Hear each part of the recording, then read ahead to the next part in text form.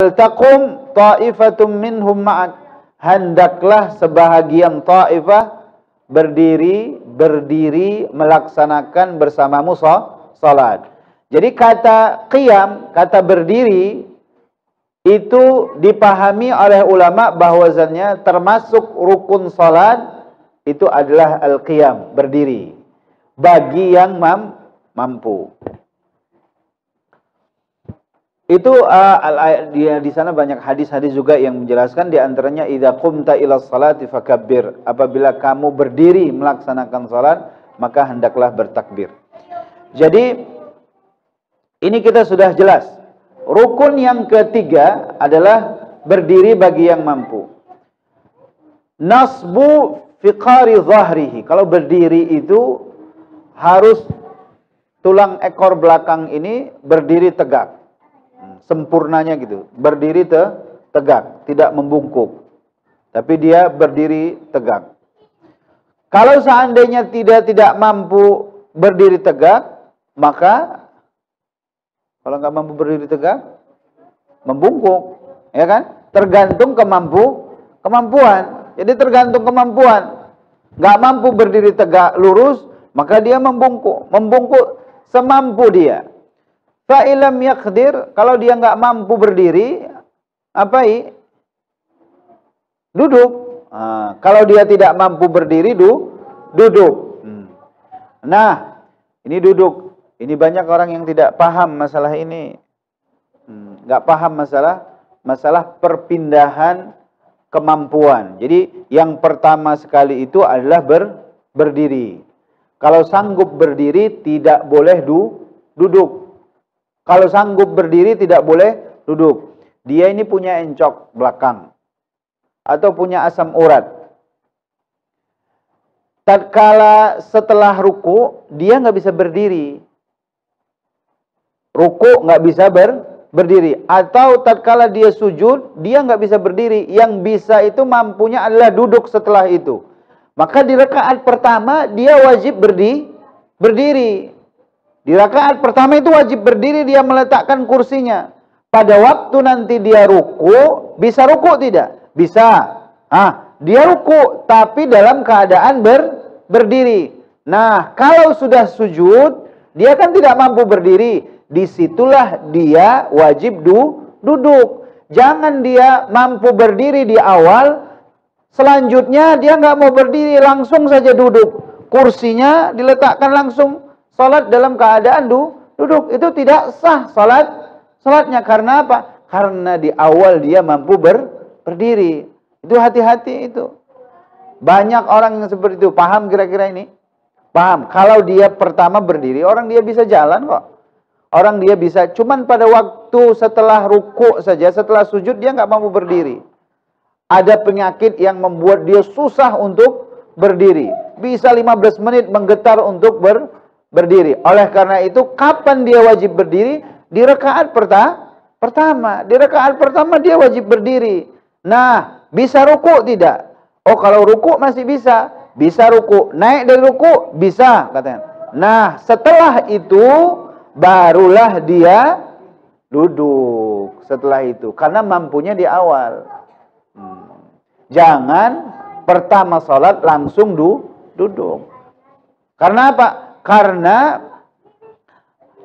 hadisnya yang nanti kita akan jelaskan itu adalah yang diwajibkan berdiri. Kalau tidak mampu berdiri, maka dia duduk. Kalau tidak mampu dia duduk, maka dia berbaring menghadap kiblat. Kalau dia nggak mampu berbaring, maka dia telentang menghadap kiblat. Kalau tidak mampu, maka dia salatnya juga menggunakan isyarat matanya. Kalau dia nggak mampu, maka menggunakan hati. Kalau tidak mampu juga menggunakan hati, berarti sudah wafat. Sudah wafat itu. Nah, kalau kita duduk begini, bagaimana afdalnya kepala kita tatkala kita dalam keadaan ruku? Dalam keadaan ruku, kita kan nanti dalam keadaan ruku itu kepala ditundukkan. Arahnya itu yang paling afdal di mana? Tentu arahnya kiblat. Letak kepala ini pada waktu ruku. Pada waktu ruku dalam keadaan duduk di kursi contohnya, duduk di kursi. Hendaklah kepalanya itu disejajarkan tempat dia sujud. Tahu paham tempat dia sujud? Ini kita begini kan? Kalau begini, ini kan kalau kita tempat sujud kan masih jauh lagi. Berdiri. Kalau dia ruku, cukup begini kan cukup. Cukup. Karena untuk membedakan antara kondisi berdiri dengan kondisi ruku. Jadi dia begini saja sudah cukup. Namun afdalnya dia mensejajarkan keningnya ini dalam bagaimana dia kondisi sujud. Berarti dia harus lebih tunduk. Di bawah dia sujud itu bagaimana? Lebih tunduk lagi. Dalam posisi yang mirip di tempat dia sujud. Begitu. Itu yang afdal. Walaupun yang fardunya, yang wajibnya itu membedakan antara dia dalam keadaan posisi berdiri dan posisi ruku. Paham kira-kira ini? Paham. Sederhananya ini. Sederhana. Kalau tidak bisa duduk, nggak bisa duduk, berbaring.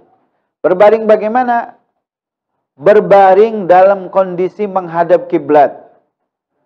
Yang paling afdal adalah meletakkan lambung kanannya ke arah kiblat. Jadi posisinya lambung kanan, dia itu mereng ke arah lambung kanan. Yang mereng itu lambung kanan di bawah, lambung kanan di bawah. Tapi posisinya dia ke arah kiblat. Kalau nggak bisa lambung kanan, lambung kiri. Yang paling afdal adalah lambung kanan. Sebagaimana kita tidur sunnahnya lambung kanan apa lambung kiri? Lambung kanan. Sunnahnya kita tidur itu lambung kanan ke arah kiblat. Itu sunnahnya seperti itu. Kalau dia tidak bisa mengarah kiblat, lambung kanan juga tidak bisa, maka dia telentang. Tapi kakinya diarahkan ke arah kiblat. Itu yang terakhir. Dalam posisi berbaring seperti itu. Terakhir. Nah, kalau dalam posisi seperti itu yang susah. Bisa menggerakkan tangan tidak? Kalau bisa menggerakkan tangan, sunnah untuk menggerakkan tangan. Kalau bisa. Kalau tidak bisa, ya tidak dipaksa. Sekarang kalau seandainya dia sudah telentang, gitu, tangannya di atas, bagaimana sholatnya?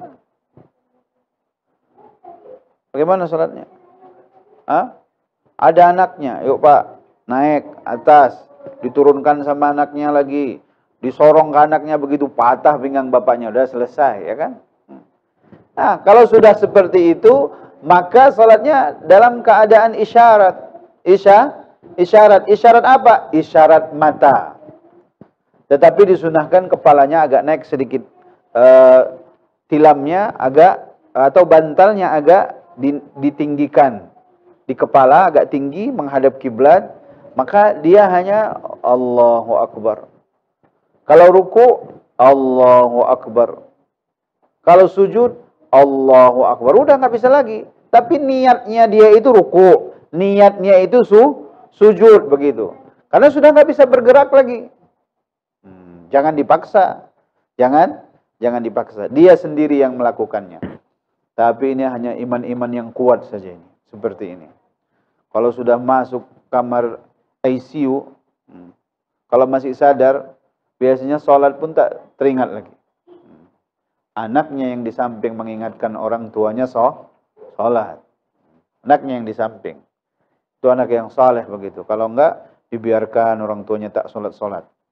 3 hari 3 malam, 4 hari 4 malam. Sudah selama ini sholat terus. Sayang, bisa su'ul khatimah nanti takutnya. Ya.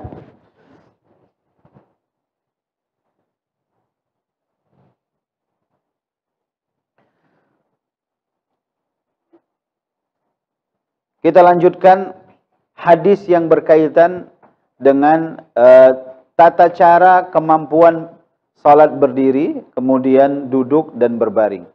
Dari Imran ibn Husain radhiyallahu anhu maqal, sa'altu an-nabiy sallallahu alaihi wasallam an salatir rajuli wa huwa qa'id.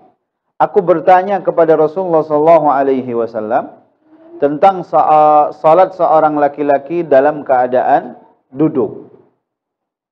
Rasulullah mengatakan, man shalla qa'iman fahuwa afdal. Siapa yang melaksanakan salat dalam keadaan berdiri, maka itu lebih bagus. Ini sepertinya pertanyaan ini adalah pertanyaan salat untuk salat sunnah. Salat sunnah. Kalau salat wajib, maka berdiri hukumnya wajib. Salat zuhur, salat asar, salat maghrib, salat isya, salat subuh, berdiri hukumnya wajib. Kalau salat sunnah, berdiri hukumnya wajib atau sunnah? Qabliyah sama ba'diyah, qabliyah zuhur atau ba'diyah zuhur. Itu wajib atau sunnah? Berdiri. Berdiri ini sunnah. Berdiri sunnah. Tapi pahalanya berbeda. Nah, kita dengarkan Rasulullah SAW menjelaskan. Man shalla qa'iman fahuwa afdal. Siapa yang melaksanakan salat dalam keadaan berdiri, ini salat sunnah, maka dia adalah yang paling terbagus, paling afdal. Wa man shalla qa'idan falahu nisfu ajril qa'im. Maka barang siapa salat dalam keadaan duduk, maka pahalanya separuh daripada pahala orang berdiri. Kalau 27 derajat pahalanya, maka kalau dia salat dalam keadaan duduk, maka separuh daripada 27. Begitu. Wa man shalla na'iman, siapa yang salat dalam keadaan berbaring, falahu nisfu ajril qa'id. Maka salatnya itu pahalanya separuh dari pahala orang yang duduk. Ini hadis diriwayatkan oleh Imam Al-Bukhari. Jadi wajib, kita ulangi lagi, yang pertama adalah niat. Yang kedua adalah rukun salat, yang pertama adalah niat. Yang kedua takbiratul ihram. Yang ketiga berdiri. Yang keempat, yang terakhir yang akan kita bahas ini adalah Al-Fatihah. Membaca surah Al-Fatihah. Rasulullah SAW bersabda, la salata liman lam yaqra' bi Fatihatil kitab. Maka tidak ada sempurna salat seseorang, atau tidak sah salat seseorang bagi yang tidak membaca Al-Fatihah di dalam salatnya. Al-Fatihah ini dibaca di setiap rakaat. Dibaca di setiap rakaat. Setiap berdiri wajib baca. Baik itu salat sunnah ataupun salat wajib. Sunnah atau fardu. Jadi Al-Fatihah dibaca illa li ma'zur. Kecuali bagi orang yang punya uzur. Yang punya uzur. Bagi orang yang punya uzur, uzur diantaranya adalah baru masuk Islam 10 menit. Setelah 10 menit langsung masuk sholat asar. Wajib sholat enggak dia? 10 menit. Wajib bagi dia sholat. Ustaz, enggak bisa baca Al-Fatihah, bagaimana Ustaz? Enggak usah baca Al-Fatihah. Bisanya apa? Bisa baca subhanallah. Bisa baca subhanallah. Oh bisa. Kalau begitu diukur saja subhanallah, subhanallah, subhanallah, subhanallah. Kira-kira baca 10 kali. Ruku. Subhanallah, subhanallah, subhanallah. Berdiri. Baru sujud. Subhanallah. Yang mampu cuma itu. Tetapi kewajiban dia salat harus dilaksanakan. Kalau mampu, kalau nggak bisa baca subhanallah, nggak mampu. Takbir nggak mampu, ngapain Ustaz? Bilang, apa yang dibaca? Semampu dia. Maha suci Allah bisa. Maha suci Allah, udah. Maha suci Allah, maha suci Allah, maha suci. Yang penting wajib dia melaksanakan salat. Itu yang uzur. Atau Fatihah ini, nantilah kita bahas yang lebih mendalam ya. Kita bahas detailnya dulu. Al-Fatihah ini hukumnya rukun, wajib dibaca, termasuklah bismillah di dalamnya. Di dalam Al-Fatihah, rukun membaca Al-Fatihah dan bismillah termasuk di dalam surah Al-Fatihah itu wajib. Untuk salat sunnah ataupun salat yang fardu. Nanti kan kalian kalau mendengar salat live langsung dari Mekah atau dari Madinah, imamnya langsung Alhamdulillahirabbil alamin.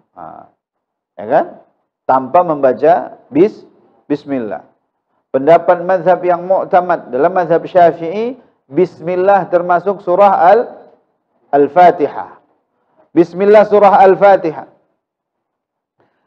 Dalilnya apa Ustaz? Dalilnya adalah hadis yang diriwayatkan oleh Imam Nasa'i.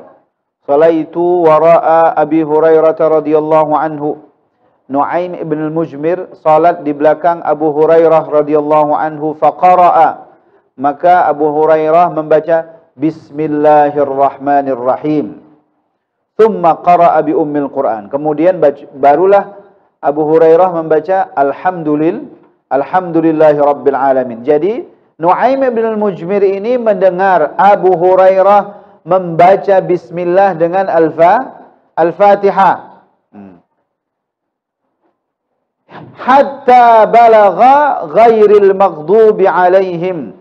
Hingga sampailah Abu Hurairah membaca ghairil maghdubi alaihim waladdallin. Amin. Amin. Amin termasuk surah Al-Fatihah? Amin tidak termasuk surah Al-Fatihah. Amin tidak termasuk surah Al-Fatihah. Tapi kalau aman ini baca surah Al-Fatihah. Wajib. Tapi kalau amin bukan termasuk surah Al-Fatihah. Faqala an-nas amin. Semua makmumnya di belakang mengatakan amin. Nah, kalian harus kalau aman yang ini kan di belakang harus amin.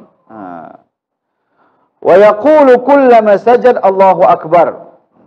Maka dia mengatakan setiap sujud Allahu akbar hingga selesai salat, dan dia mengatakan salatku ini seperti salatnya Rasulullah sallallahu alaihi wasallam. Itu menunjukkan bahwasannya bismillah termasuk surah Al-Fatihah.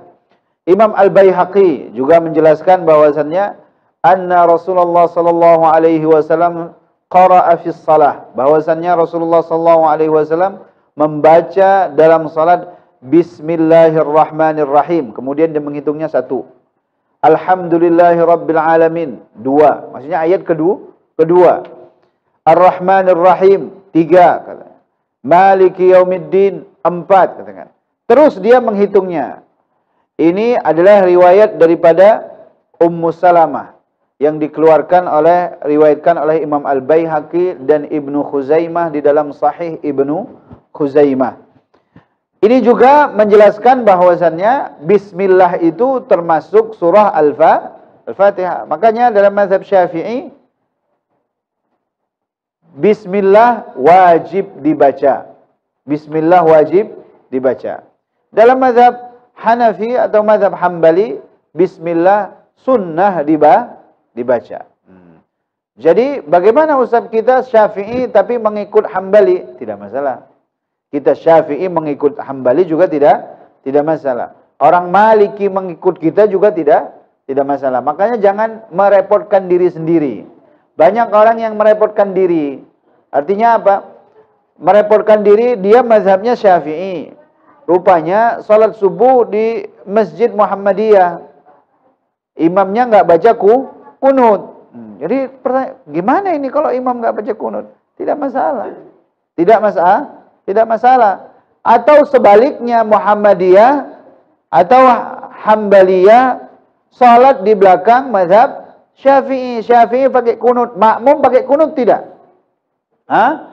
Wajib makmum pakai kunut walaupun dia bermazhab Hambali atau bermazhab Muhammadiyah. Muhammadiyah sekarang punya mazhab kali. Muhammadiyah atau Hambali atau Hanafi. Karena apa? Karena Rasulullah sallallahu alaihi wasallam mengatakan innama ju'ilal imamu liyutamma bihi, hadis Bukhari. Hanya saja imam itu dijadikan imam agar diikuti. Kalau imam baca kunut, kita juga disunahkan berkunut. Karena kita diwajibkan untuk mengikuti imam. Ini nggak mau dia ngikuti imam, nggak baca hadis Bukhari tadi. Terlalu mempersulit diri. Perbedaan seperti itu biasa. Perbedaan masalah furu' dalam sholat ini banyak. Mulai dari niat saja kita udah berbeda berapa pendapat mazhab ulama masalah niat. Takbiratul ihram itu sudah berbeda lagi. Kemudian Al-Fatihah itu sudah berbeda lagi. Apakah bismillah termasuk tidak bisa? Banyak sekali perbedaan masalah itu. Memang begitulah Islam. Indah terlihat. Di Indonesia pakai bismillah. Ke Mekah tidak pakai bismillah. Ke Afrika nggak pakai bismillah. Ke Damaskus sebahagian pakai bismillah, sebahagian tidak. Biasa saja.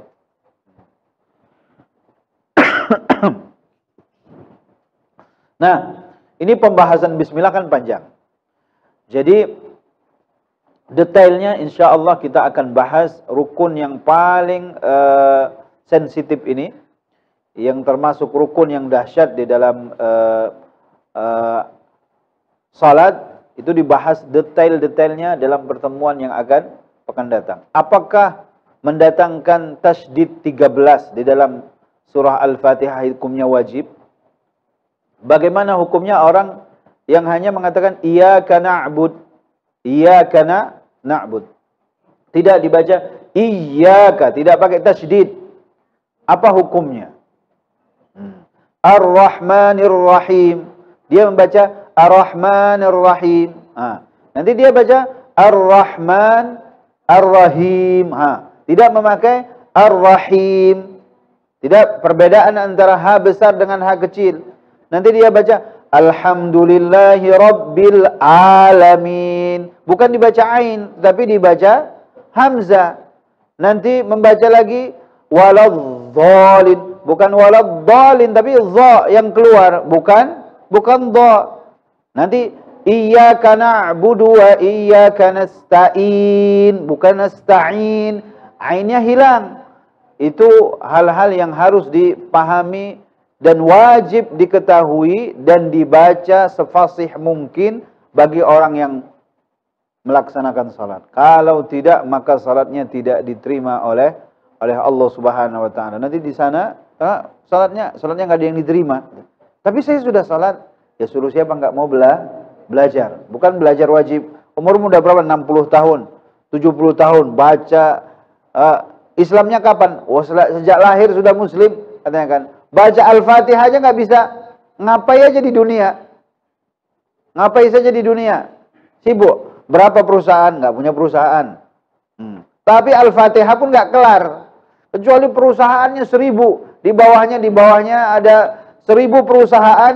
Nggak sempat belajar Al-Fatihah. Ini perusahaan nggak ada. Kerjanya nge-grab. Kemudian biasa-biasa saja. Anaknya berapa? Cuman 2 katakan. Istri cuman 1. Al-Fatihah nggak bisa belajar. 70 tahun lamanya hidup di dunia. Astaghfirullahaladzim. Memang parah lah kalau begitu. Itu kan menjadi permasalahan. Insya Allah nanti di pertemuan yang akan datang kita membahas Al-Fatihah secara detail dan secara terperinci. Kalau kita panjangkan pertemuan ini bisa bertambah setengah jam. Hanya satu rukun ini, rukun yang besar. Oleh karena itu kita padakan di sini, insya Allah di pertemuan yang akan datang kita bahas kembali. Terima kasih.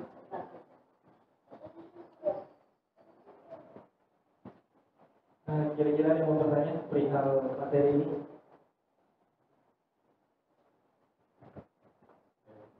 Assalamualaikum warahmatullahi wabarakatuh. Assalamualaikum warahmatullahi wabarakatuh. Saya mau bertanya tentang sahkah sholat di sholat yang dibangun suatu usaha tempat karaoke yang di dalam karaoke itu juga ada penggalan sama.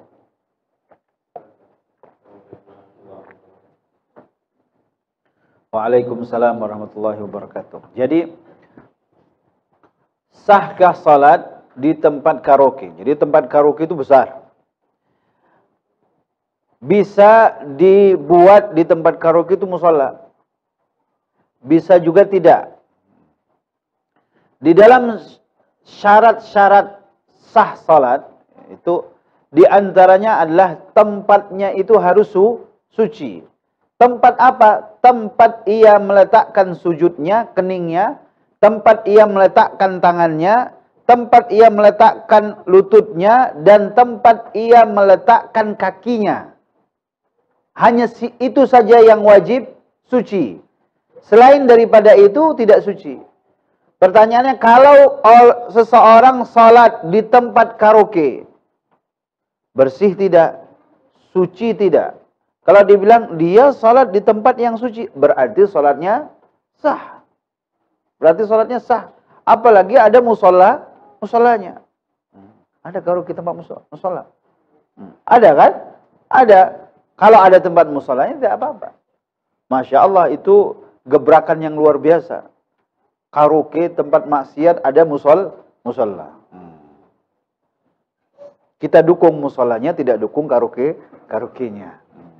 Jadi sah. Jadi tempat yang tidak membuat sah atau membatalkan salat itu najisnya. Tempat kita sujudnya. Bukan semuanya loh, bukan semuanya. Ini perhatikan. Tempat kita sujud meletakkan anggota yang wajib untuk menyentuh bumi. Jadi sujud, hidung ini kan. Sujud, hidung, kemudian kaki dan dua lutut, kemudian dua tangan. Kalau di depan kita di dada gitu, tapi nggak terkena, pas depannya ada najis di depan dada, berhadapan dengan dada, tapi tidak terkena, hanya makruh saja. Hanya makruh.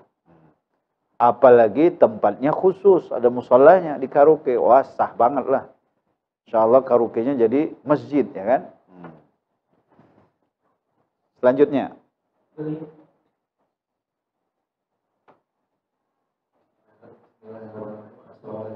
Assalamualaikum warahmatullahi wabarakatuh. Waalaikumsalam. Saya ingin bertanya mengenai Al-Fatihah, Ustaz, walaupun belum dibahas.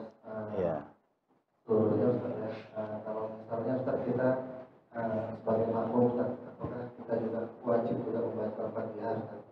Dan kedua, Ustaz, kalau misalnya kita ikut sholat ya, dalam keadaan terlambat, Ustaz, ya, imamnya sudah baca Al-Fatihah gitu kan, kita ikut, tiba-tiba kita ikut langsung rukuk, apakah kita harus wajib menyelesaikan bacaan Al-Fatihah kita atau kita langsung rukuk juga bersama imam, Ustaz? Terus yang ketiga, Ustaz, terkait tadi perbedaan apa tadi, Ustaz, ya, pahala berdiri dengan duduk itu, Ustaz, apakah hukumnya berlaku kalau memang dia memang tidak mampu untuk berdiri, Ustaz? Apakah memang dia dapat pahala setengah juga, apakah dapat pahala penuh, Ustaz? Jadi ada 3 pertanyaan. Pertanyaannya ini bisa dijawab di pertemuan yang akan datang. Namun, pertanyaan pertama nanti insya Allah kita ulangi lagi di pertemuan yang akan datang. La salata liman lam yaqra' bi fatihatil kitab. Tidak sah salat bagi orang yang tidak membaca kitab. Itu untuk imam, untuk makmum, untuk berjamaah, dan untuk salat sendiri. Salat wajib dan salat sunnah. Jadi imam wajib membaca Al-Fatihah, makmum wajib membaca Al-Fatihah. Salat berjamaah wajib membaca Al-Fatihah, imam dan makmum, dan salat sendiri juga wajib membaca Al-Fatihah. Di setiap rakaatnya wajib membaca Al-Fatihah. Hadisnya la salata liman lam yaqra' bi fatihatil kitab. Tidak sah salat bagi orang yang tidak membaca Fatihatil Kitab, Al-Fatihah maksudnya. Ini pertanyaan yang pertama. Pertanyaan yang kedua, bagaimana dengan yang uzur karena masbuk contohnya? Masbuk.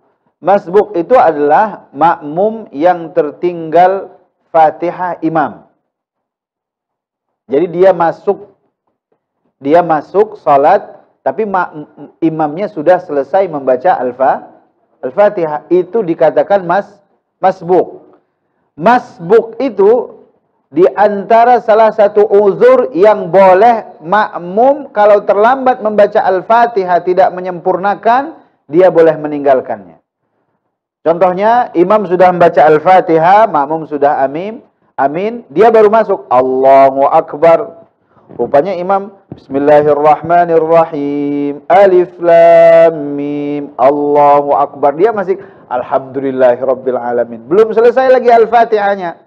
Dia dianggap masbuk.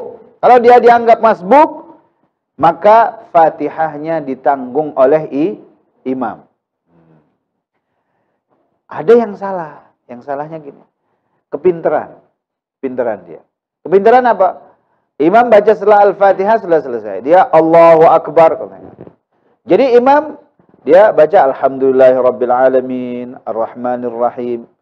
Imam ruku, diselesaikan dulu Al-Fatihahnya sama dia.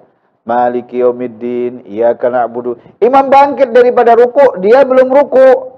Nanti dia ruku sendiri. Yang seperti ini ngaco seperti ini. Apakah dianggap itu satu rakaat? Enggak, itu tidak dianggap satu rakaat. Jadi kewajiban bagi yang tertinggal Al-Fatihah itu wajib dia ruku bersama imam. Selesai Fatihahnya atau tak selesai? Selesai Al-Fatihah atau tidak selesai? Itulah yang dikatakan masbuk. Apalagi tadi pertanyaan? Yang ketiga, berdiri dari ini dia biasa salat berdiri. Tiba-tibalah sama Allah jatuh dari kereta, nggak bisa berdiri. Ini falahum ajrun ghairu mamnun. Ini baginya pahala yang tidak terputus. Tidak terputus. Karena apa? Karena dia selalu salat berdiri. Dia tidak berdiri bukan karena tidak mau berdiri. Dia tidak berdiri karena memang tidak mampu berdiri. Kecuali salat sunnah. Dia mampu berdiri, malas berdiri. Dia sudah salat isya, capek kali badannya. Udahlah, daripada aku ketinggalan salat ba'diyah, bagus aku salat dalam keadaan duduk. Itu pahalanya sempurna? Enggak, pahalanya separuh daripada yang berdiri. Kira-kira gitu, Mas. Ini masalah sholat banyak ini permasalahan. Tak selesai dari dulu. Assalamualaikum warahmatullahi wabarakatuh. Assalamualaikum warahmatullahi. Saya mau nanya tentang masalah ini. Jadi ketika imam salah, jadi makmumnya mengoreksi. Kemudian imamnya langsung dikoreksi, maka langsung ruku. Kemudian yang kedua, Iya. dia ketika sholat sendiri berjamaah, dia duduk Ustaz. Kemudian ketika saya imamnya nggak ada, dia maju ke depan, udah berdiri. Gimana? Ulangi yang kedua. Dia berjamaah, sholat berjamaah. Kan ada imamnya. Kemudian dia duduk. Sholatnya duduk. Imam berdiri. Berarti dia mampu berdiri. Itu Ustaz. Karena Iya. saya nggak ada kesini, kemudian ada pelatih saya, tiba dia berdiri ketika sholatnya sendiri duduk. Ketika sholat berjamaah, ya bukan imamnya duduk, tapi waktu dia jadi imam dia berdiri. Wah. Jadi gampang itu. Jadi yang pertama itu imam dikoreksi. Ada dua hal yang dikoreksi imam. Apakah dikoreksi itu termasuk rukun atau tidak? Yang rukun itu adalah bacaan Al-Fatihah. Kalau imam iyyaka na'budu wa iyyaka nasta'in waladdallin. Makmum bilang ihdinas siratal mustaqim katanya. Kalau imam di situ ruku, maka dia meninggalkan Al-Fatihah. Kalau dia meninggalkan Al-Fatihah, maka tidak dihitung Al-Fatihahnya. Maka wajib dia harus mendatangkan atau mengulang surah Al-Fatihah. Tapi biasanya yang terjadi tidak di situ. Biasanya yang terjadi itu adalah pada waktu membaca surah. Waktu membaca surah selain Al-Fatihah, imam ada yang lupa. Dia sudah membaca 2-3 ayat, rupanya lupa. Lupa dikoreksi sama makmum. Makin lupa dia, jadi ruku saja. Allahu Akbar, boleh. Boleh. Makmum jangan ngotot, berdiri. Jangan ngotot gitu. Enggak, kalau itu tidak. Kalau itu tidak ada tambahan itu. Itu tidak ada tambahan. Berbeda dengan kunut ya. Berbeda dengan kunut. Kalau kunut ditinggalkan itu sujud syahwi. Nah, yang selanjutnya adalah pertanyaannya, dia pada waktu sholat berjamaah dalam keadaan duduk. Rupanya imam batal. Gitu. Waktu dia jadi imam, dia bisa berdiri. Tapi tatkala dia jadi imam, jadi makmum, dia duduk. Ya ditanya dia. Bapak pada waktu jadi makmum nggak bisa berdiri. Kalau katanya nggak bisa berdiri, oh berarti boleh dia sholat duduk. Kalau dia nggak bisa berdiri. Tapi kalau dia bisa berdiri, tapi sholatnya duduk, maka sholatnya tidak sah. Paham ini kan? Yang saya pahami seperti itu soalnya. Kalau dia sholat berjamaah, dia jadi makmum itu duduk. Nanti kalau dia jadi imam, dia berdiri. Gitu. Berarti berbeda sholat ya kan? Berbeda sholat. Ini sholat zuhur, dia jadi makmum, duduk. Nanti sholat asar, tengok imamnya nggak ada. Dia jadi imam, dia berdiri. Nah, yang berdiri sholatnya sahih. Yang duduk itu ditanyakan sama dia. Pak, tadi zuhur mampu sholat, mampu berdiri tidak? Kalau dia bilang nggak mampu pada waktu itu, saya memang setiap jadi makmum nggak bisa berdiri. Nah, kalau begitu, ya, kenapa Pak? Pakai ilmu apa gitu kan? Nah, gitu. Nah, itu kalau seperti itu, kalau ada alasannya, ya kita bilang sahih sholatnya. Tapi kalau alasannya malas atau apa, maka sholatnya tidak sah. Karena berdiri termasuk rukun sholat.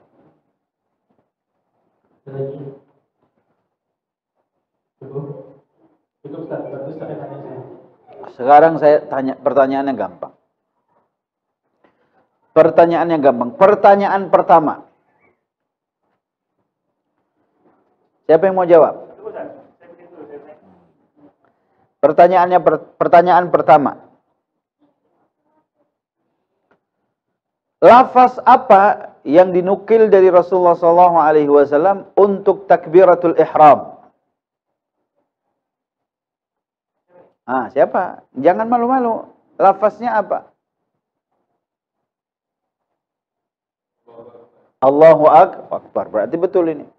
Salah. Ini dapat dari buku At-Tafakkur punya Uthman Nuri dari Turki. Ada dua takbir. Nah, takbiratul ihram, takbiratul intiqal. Apa takbiratul ihram? Awal salat. Takbiratul intiqal, perpindahan dari satu rukun ke rukun yang lain. Betul, Masya Allah. Luar biasa.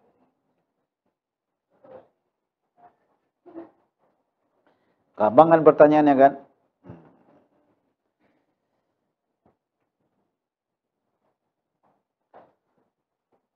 Pertanyaan yang ketiga.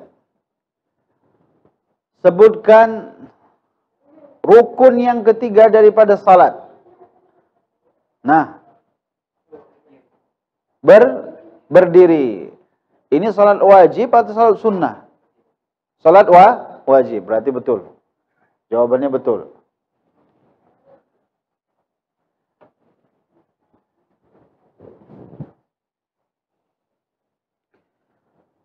Siapa yang menghafal hadis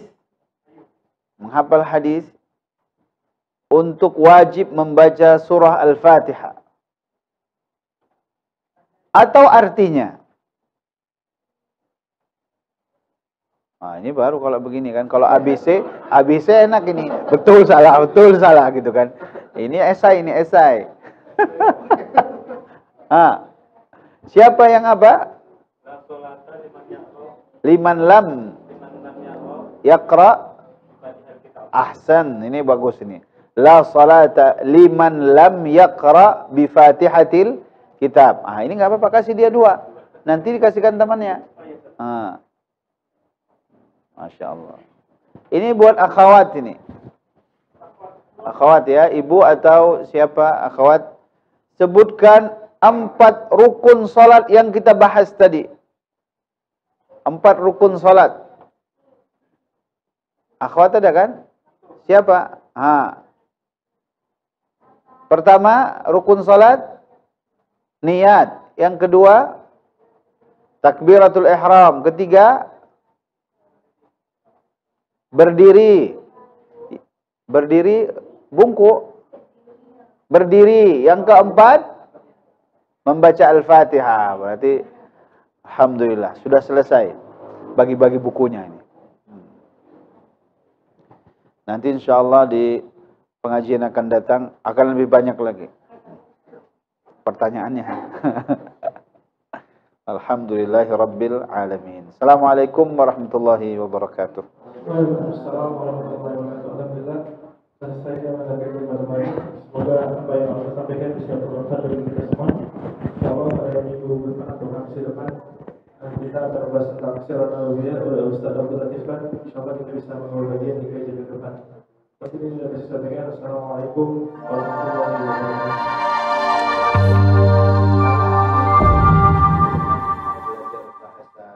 Belajar nahwu ya, khususnya bukan bahasa Arab. Belajar nahwu dan belajar ilmu